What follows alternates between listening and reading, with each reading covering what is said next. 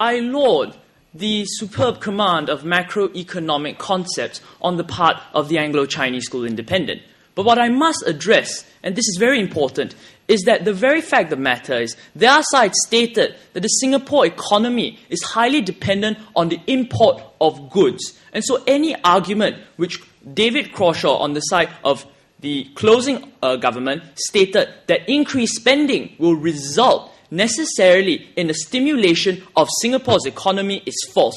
Because the actual money that stays inside the Singapore's economy, bulk of it goes out of the country because most of it is going out to purchase imports. If you really want to stimulate the Singapore economy, you have to understand, no, thank you, sir, the makeup of the Singapore economy. And that makeup is that Singapore's economy is largely export-driven. So, no, thank you, sir, if you truly want to stimulate the economy, you either cut GST so severely that all the small fractions of money saved and re-entering into the Singapore economy through domestic consumption ultimately compounds into a larger sum, or you actually do something else, because we tell you that we'd rather you use this money for a different reason as opposed to cutting GST. Because we say, ladies and gentlemen, your cutting GST does not help. So on to my 3 points of contention and summary for today. First of all, on the extension raised by Anglo-Chinese School Independent on the closing opposition.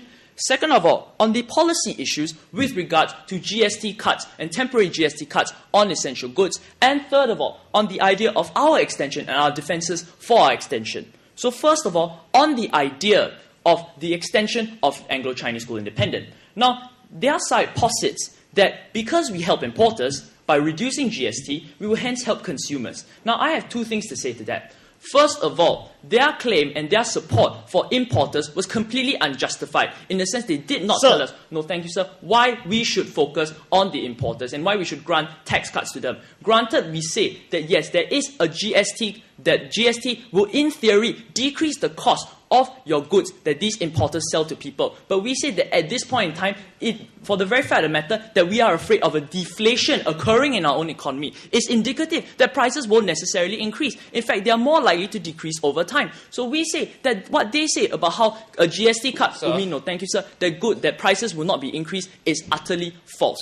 Now allow me then to move on to my second point of contention with regard to policy issues. Now, we say that, first of all, targeted assistance is a lot better because targeted assistance chooses who you want to help and chooses how much you want to help them by. A GST cut passed through Parliament will necessarily say in advance that we believe that a certain cut of 3.5% for a certain period of time will work. But there's absolutely no way that the government can change this policy, no thank you sir, in the course of its progress. Whereas if the government is allowed to collect the money in advance, then it is able then to budget later. It has greater leeway in deciding how the money can be used as opposed to employing in foresight. Furthermore, they say that your temporary GST cut on essential goods incurs nearly zero administrative costs. We say no. Can you imagine the administrative nightmare that the Inland Revenue Authority of Singapore will have to go through? No, thank you, sir. In order to evaluate whether when companies file their tax returns on GST, whether they have truly declared properly hold on a moment, sir, what indeed were essential goods, and they need to check then that these indeed were essential goods listed on the list, which is especially difficult since these goods have been sold anyway.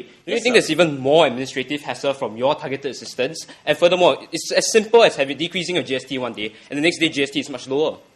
So we say that your idea of a GST cut is a GST cut across the board. But because this motion states that we are only going to have a temporary GST cut on essential goods, that means IRAS will only cut 7% down to 3.5% for certain goods only. And as a result, it needs to make sure that when companies file their tax returns and don't pay up for this 3.5% of the goods, that they are paying up an appropriate amount, because they could just over-declare how much they can save and then they choose to pay even less taxes to the Singapore government. Clearly, the IRAS and the comptroller would like to avoid this, and as a result, they would incur a great administrative cost. And lastly, now, let me go on then to defend my extension. Now, our extension states that we would like social assistance programs to be helped. Because when you cut GST, what happens in that situation is that social assistance programs will then be greatly burdened.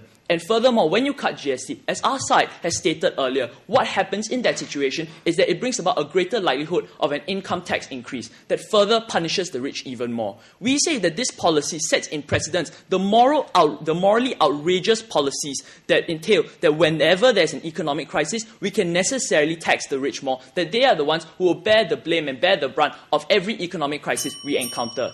Furthermore, we say that deficit spending will not work because the Singapore government has maintained a positive budget surplus for so many years to come. It will be politically and economically untenable for anyone at all if there were if the Singapore government were to revert on this position and enter budget deficit. We say, ladies and gentlemen, for the simple fact that we've shown you how GST cuts don't help and how GST cuts in fact worsen the situation, we say go with the opposition.